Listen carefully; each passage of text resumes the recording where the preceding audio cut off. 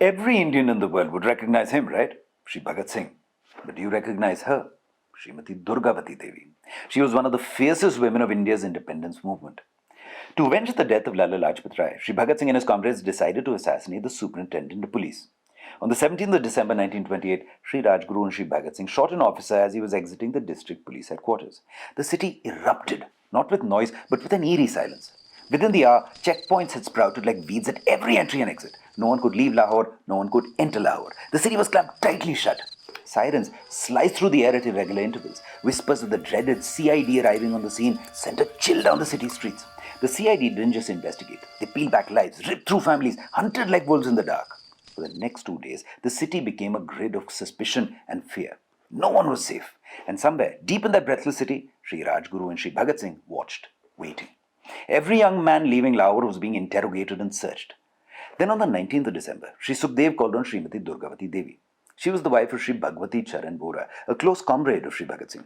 Sri Sukhdev had called on her with a request for her help. He told her that it would pose tremendous danger for her. Without so much as asking for any detail, she immediately agreed. You see, Srimati Durgavati Devi was no stranger to danger. She had been actively involved in the operations of her husband's bomb-making factory and had experienced many close encounters with the British. On the 20th of December, a party of 4 proceeded to Lahore railway station. It was heavily policed and had multiple checkpoints. Despite the high security, all 4 who had tickets to Kanpur Central managed to board the departing train. You see, Sri Bhagat Singh had changed his appearance. He was now clean-shaven and sporting short hair and was turned out in western attire. Sri Rajguru posed as his porter bearing his luggage. But the true kicker was Srimati Durgavati Devi, who stood by Sri Bhagat Singh's side, posing as his wife. And I mentioned a 4th person, right? That was Srimati Durgavati Devi's 3-year-old son, Sachinendra, who upon instruction from Srimati Durgavati was being carried by Sri Bhagat Singh as his own child. This perilous maneuver allowed for a clean getaway for our brave revolutionaries. Nearly 2 years later, when the death sentence was announced for Sri Bhagat Singh, Sri Sukhdev and Sri Rajguru, Srimati Durgavati with her comrades plotted to assassinate William Haley, the governor of Punjab. They fired over 20 rounds from a moving car, injuring a British couple. 4 of these shots were fired by Srimati Durgavati Devi.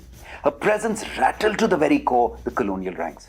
This was the first time a woman had stepped up so visibly, so boldly into the heart of the revolutionary struggle, not as a bystander, but as a fearless leader.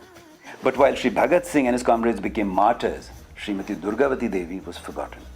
She passed away in 1999. No parades, no medals. But if you listen closely, you'll hear her name every time our flag flutters.